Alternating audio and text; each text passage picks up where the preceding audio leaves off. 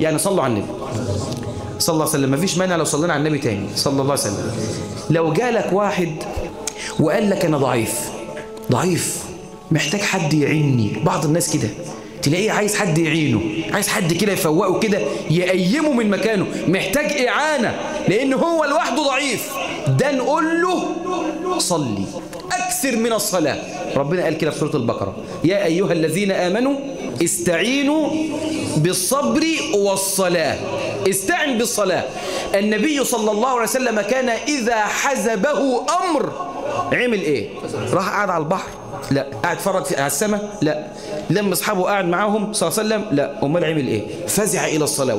وإن كان في الحديث مقال كان النبي صلى الله عليه وسلم ينادي على بلال ويقول أرحنا بها يا بلال، مش أرحنا منها. بعض الناس لسان حاله يقف وراء الإمام ويقول أرحنا منها، خلص بقى سلم بقى. ده بعض السلف يا جماعة كان إذا دخل في الصلاة كان يحمل الهم. ليه؟ هم إيه اللي هو حمله؟ كان يحمل هم الخروج منها. تخيل كده واحد بيصلي خلاص بيصلي، شوف تلاقيش مكروب وهو بيصلي، ليه؟ مش عايز يسلم.